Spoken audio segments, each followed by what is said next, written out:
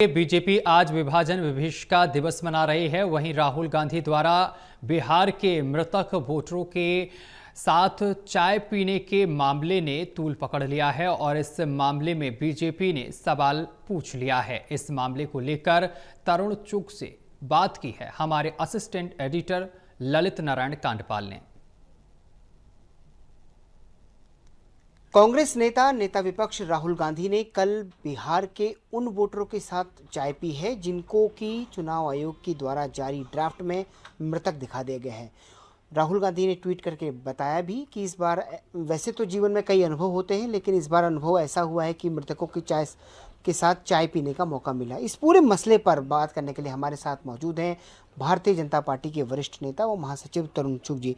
Sir, Rahul Gandhi के इस तंज पर क्या कहना चाहिए? राहुल गांधी जी अगर सचमुच चाय पीना चाहते हैं तो उनके घर के कुछ कदमों के दूरी पर सिख विधवा कॉलोनी है।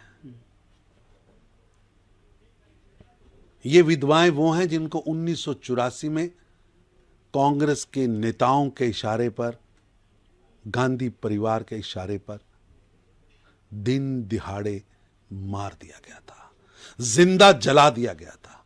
ये उनके परिवारों की विधवाएं और बच्चे वहां रहते हैं। कभी राहुल गांधी जी आपके कार्यकर्ताओं द्वारा मारे गए उन सिखों की विधवाओं को, उनके बच्चों को साथ जाकर चाय तो पीजिए।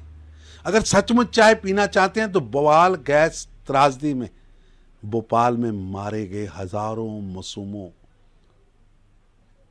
और उनके परिवार जो पीछे रह गए, और आपने मुख्य अभियुक्त, आपके खानदान ने मुख्य आरोपी एडसन को भगा दिया, उसके साथ जाके चाय पीजिए ना, उन परिवारों के साथ। चाय ही पीना तो 1971 के युद्ध में जो वीर सैनिकों को जो युद्ध लड़ते लड़ते पाकिस्तान में युद्ध बंदी बन गए, उनके परिवारों के साथ जाके चाय पीजिए। क्योंकि श्रीमती इंदिरा गांधी यानी आपकी दादी जी ने 1972 में शिमला समझौते में पाकिस्तान के तो 90,000 सैनिक छोड़ दिए, लेकिन भारत के युद्ध बंदियों के बारे में चर्चा तक नहीं की। वो बेचारे तिल तिल करके वहां अत्याचार सहते रहे। कभी उनके परिवारों के साथ जाके चाय पीजिए। ये जो ड्रामा आप कर रहे हैं देश आपकी पार्टी का और आपके परिवार का और आपका घिनौना चेहरा जानता है। कल बीजेपी नेता अनुराग ठाकुर ने एक बहुत बड़ा खुलासा किया। उन्होंने बताया कि कन्नौज से लेके कई अन्य विधानसभाओं में, संसदीय क्षेत्रों में जो वोट बना है फर्जी, उन्होंने सोनिया गांधी को लेकर भी जिक्र किया। क्या बताएंगे आप, क्या कहना चाहेंगे उसके ऊपर? श्रीमती सोनिया गांधी का नाम विदेशी नागरिक होते हुए, यानी भारत का नागरिक बनने से पहले, यानी इटली की नागरिक होते हुए मतदाता सूची में कैसे जुड़ा राहुल गांधी जी, देश जानना चाहता। उनकी शादी 25 फरवरी 1968 को हुई। विदेशी नागरिक होते हुए वो कई साल, यानी भारत के प्रधानमंत्री के निवास, जहां देश के सभी गोपनीय और महत्वपूर्ण फैसले होते हैं, वहां 15 साल 30 अप्रैल 1983 तक एक विदेशी नागरिक के रूप में रही। ये वो कार्यकाल था जब 1971 का युद्ध भी हुआ और 1975 का आपातकाल की योजनाएं भी वहां बनी। कई महत्वपूर्ण निर्णय वहां हुए और आपके माताजी उसी निवास के अंदर एक विदेशी होने के नाते वहां बैठी रही। कैसे रही?